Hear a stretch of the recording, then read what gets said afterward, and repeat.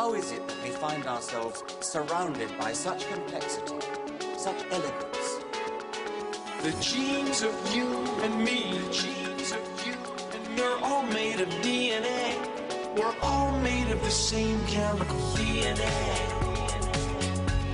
We're all made of DNA.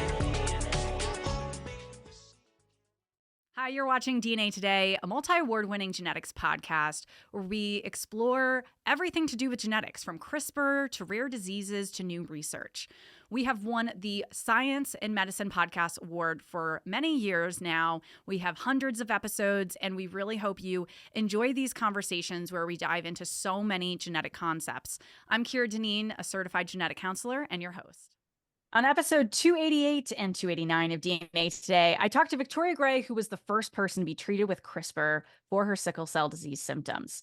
Since this interview, I met two amazing patient advocates and also fellow podcasters who also have the condition and taught me more about gene therapy and alternative treatments for sickle cell disease.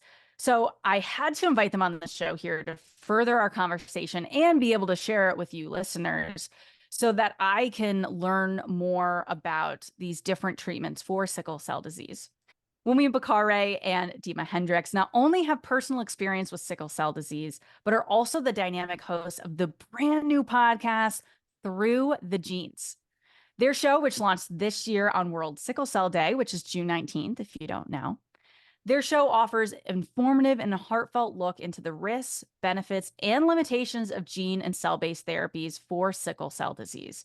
And they were kind enough to take the time to come on DNA Today and, again, share their insight and their personal experiences and really be educating myself and the listeners. So Wunmi and Dima, thank you so much for coming on DNA Today. This is such a treat.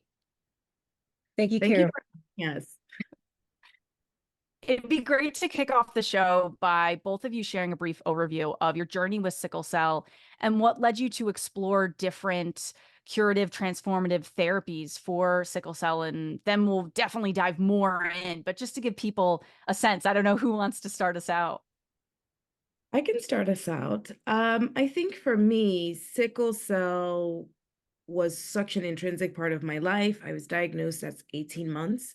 And navigating sickle cell disease was never easy for me. I think my first major surgery was when I was 7 years old, and that was because I developed something called osteomyelitis, which is basically a bacterial infection that tends to live in the bone. In my case, it was both arms, and I had to have bilateral arm surgery just to treat that infection. So from a very young age, I already knew I was different than my peers because I would have so many bouts of hospital stays. And then I think as I became an adult, a young adult in college, there were moments where my health did fairly well.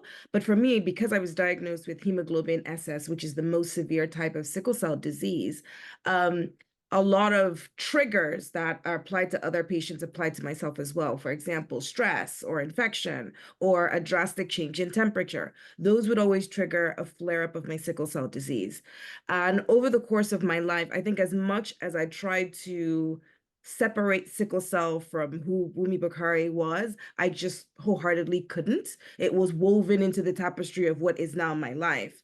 And then in 2015, I kind of had a nightmare come to life when I came on a 2-week vacation to see my brother in Seattle. I was coming from Lagos, Nigeria, and we had to kind of break our flight between Lagos to Amsterdam, Amsterdam to Seattle. Now, the Amsterdam flight, I had a vaso-occlusive crisis while in the air. And of course, with the severe pain, I had to be moved to the back of the plane. Doctors on board did the best they could as far as making sure, okay, did someone else have access to pain medications that we could use that? So we used that to kind of, for lack of a better word, put a Band-Aid on what was a serious issue. As soon as I landed in Seattle, the ambulance rushed me straight to the University of Washington Medical Center. And we just all assumed it was another vaso-occlusive crisis. Top 7 to 10 days, I would be discharged, I would be well, and all would be good. But 2 weeks into my vacation, my health significantly declined. At that time, my eyes were severely jaundiced. If you had looked at me, I looked like I was 3 months pregnant, but it was because I had a bacterial infection called Mycobacterium avium complex that started in my port and then went to the rest of my organs, my kidneys, my lungs, and then my bloodstream. And doctors at the time didn't have the sufficient tests to even get them done in Seattle. So they reached out to Massachusetts General Hospital and they recommended, based off of the complications she's experiencing, I suspect it might be MAC, but again, further testing will prove. 6 weeks later, we got the test that I did have MAC. And MAC is one of those bacterial infections that you either ingest or you inhale. So you don't actually know when it's going into your system.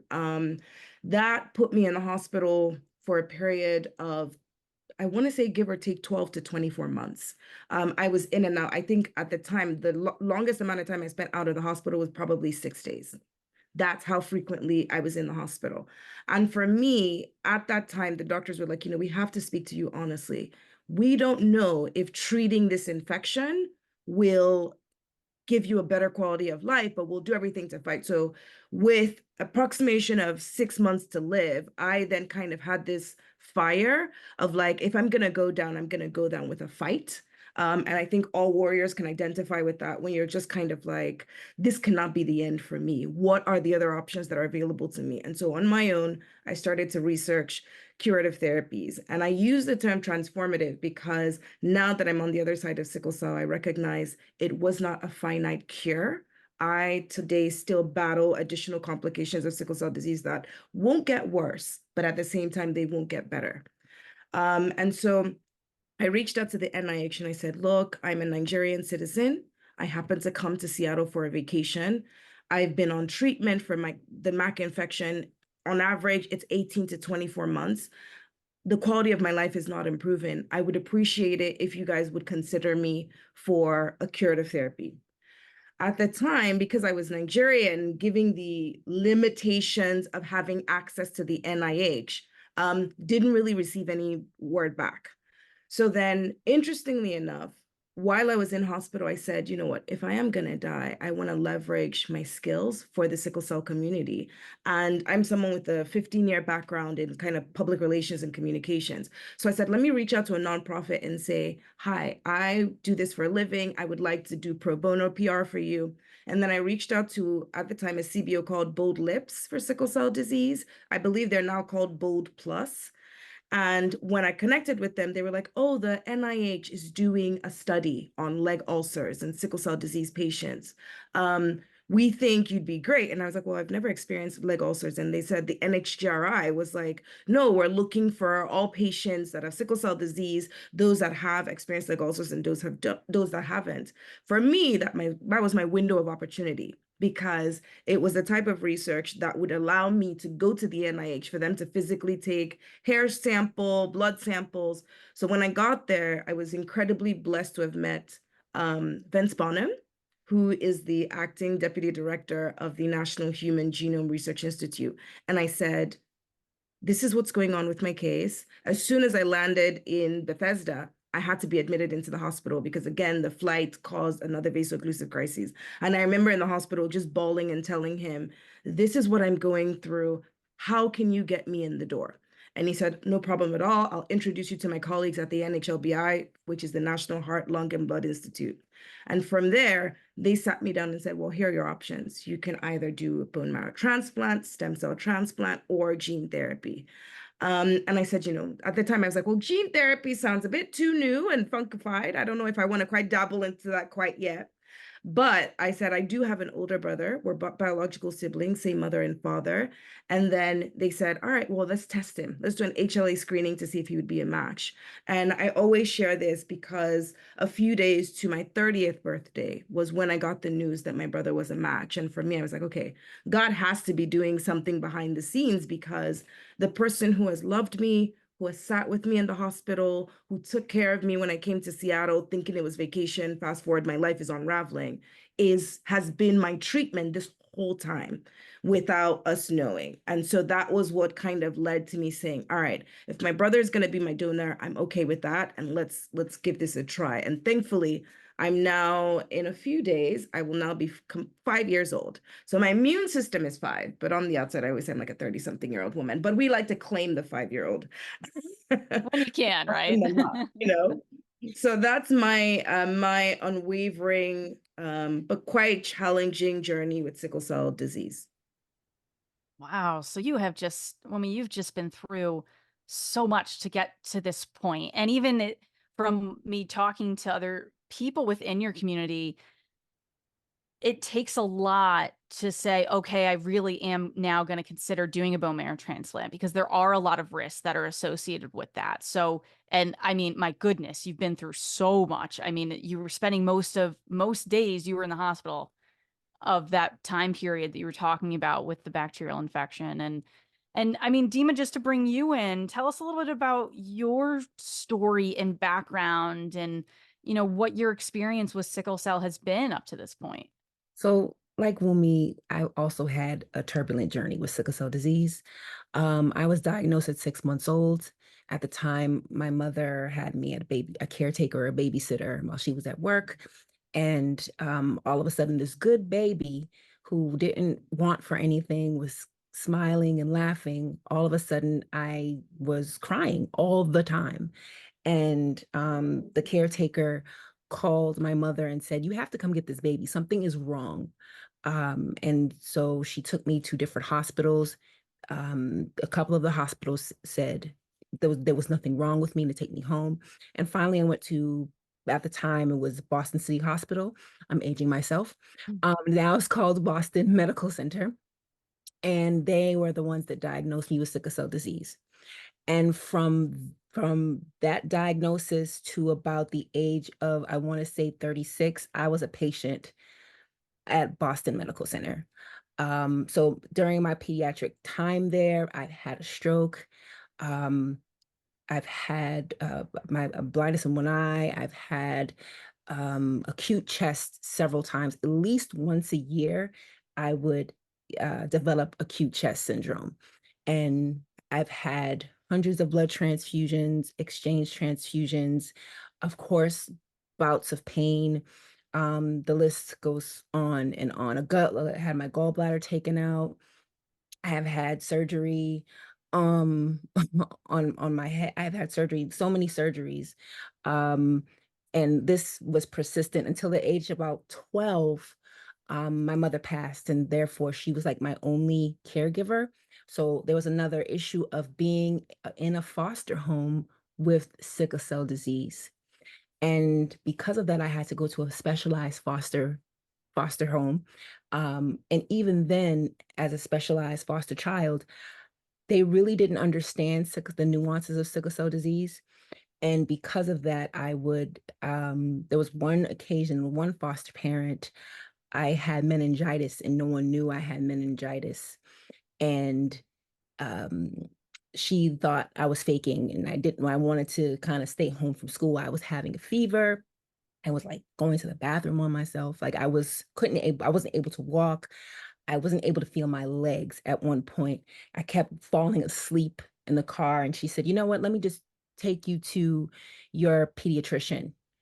And it wasn't like a hematologist. It just happened to be my regular pediatrician. And once my pediatrician saw me, she called 911 and had an ambulance from the medical center to the ER. And I spent about almost a month in the hospital. And while I was still in the hospital, they had to find another foster family for me to go to. So in the background, there were 51As filed. There was while I was in ICU. So not only I had to deal with healing from, I'm already in mourning from the loss of my mother. I'm already like trying to get my bearings together and feel better. And now I have to be in another foster family. Um, and at the time, my hematologist, she was supposed to be on a vacation to the Cape, and she would drive from the Cape to Boston Medical Center like every day just to check on me to see how I was. And that's how committed she is. And she actually still works for Boston Medical Center. Fabulous woman. Um, but as I grew older, still I had to, so that happened when I was in foster care. And then later on, um, I was still in and out of foster homes, still had to change a foster family like every year. Um, I emancipated myself at the age of 18. I tried to be independent and go to college. I was accepted at UMass Boston. And if anyone knows about the Boston area and UMass Boston, the school sits on the perimeter of the Boston Harbor.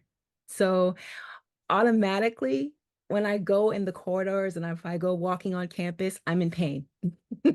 So every day, I would go to school, be brick cold in January, walking through the halls and be in pain. So as a result, um, I kind of failed out of college.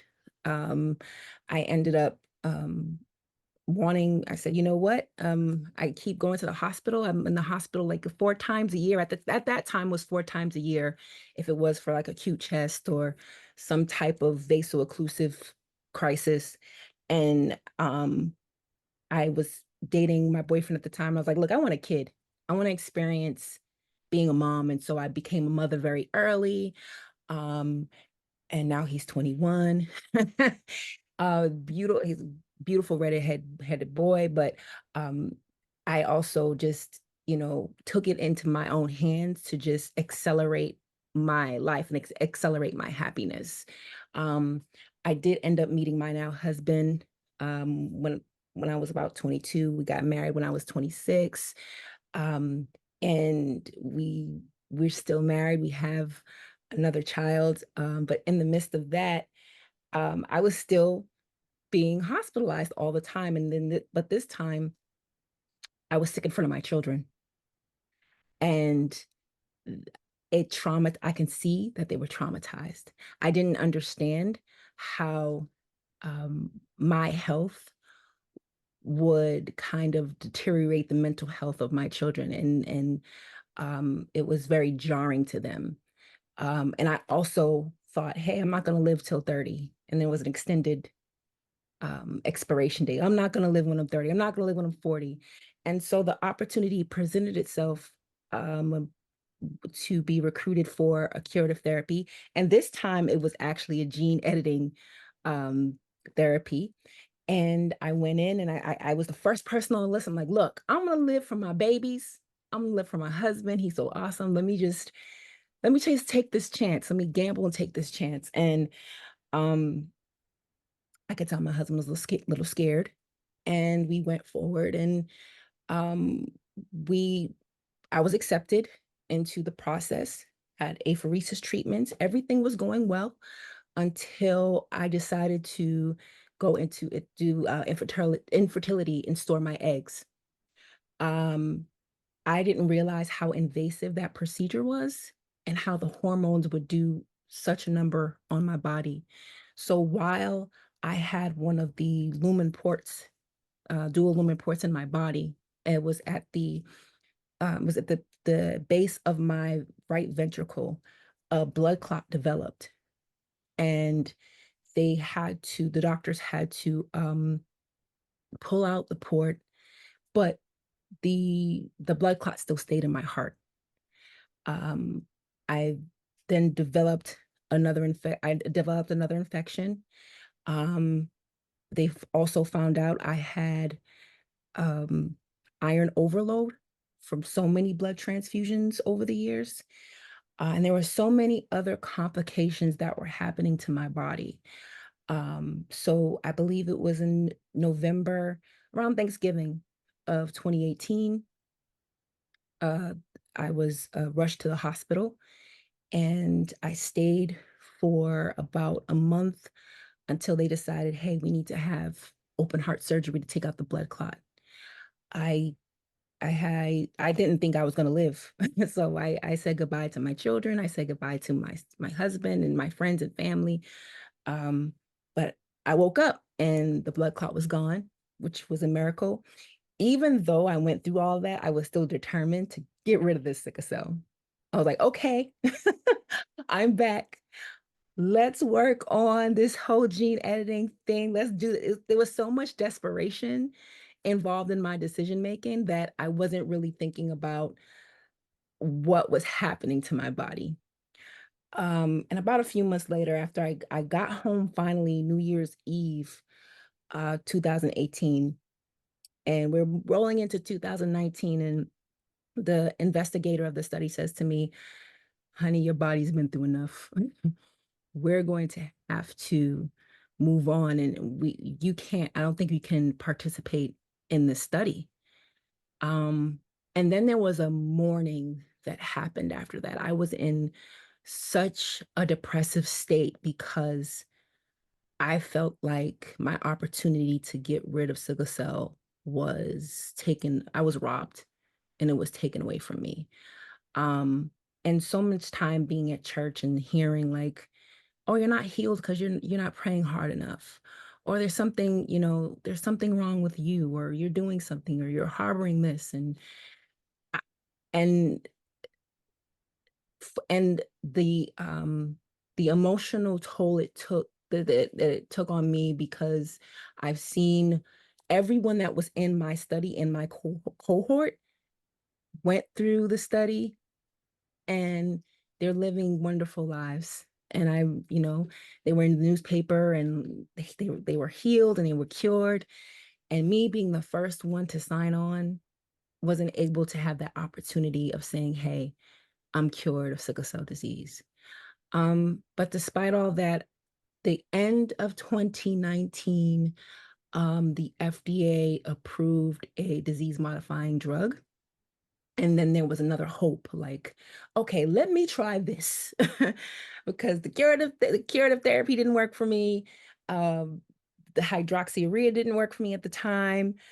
Nothing was working. I was still going to the hospital like 4 times a year.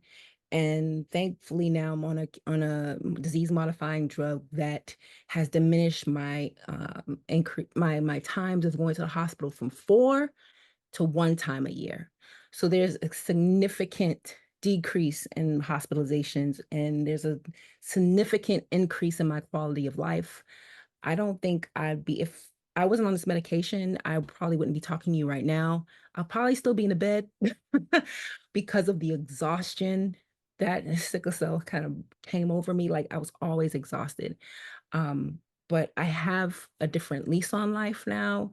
I do still have bouts of pain, especially living in Massachusetts with this weather changing, and it's cold. I'm thinking about maybe having like a Jamaica house, a Jamaica during the winter. Um, so yeah, that's how my life has been affected by sickle cell disease. Wow. I mean, both of you have just been through such arduous journeys to even get to the point of us sitting down and talking today. And I mean, thank you so much for being so open and sharing all of this. One thing that we had talked about before recording and I was being educated on by both of you is just within the sickle cell community of the thoughts and feelings surrounding the term cure being used. And Dima, I noticed you mentioned that in terms of other people that were in your cohort of, having the, transformative therapy, like with CRISPR. It seems like maybe it's a little misleading. And I will say at the top of the show, I mentioned, we recorded with Victoria Gray, who has been very much in the news for being one of the first person. And for her, it has been a cure. She has had no symptoms since. But some people still do. So, I mean, I think that's something that, because in those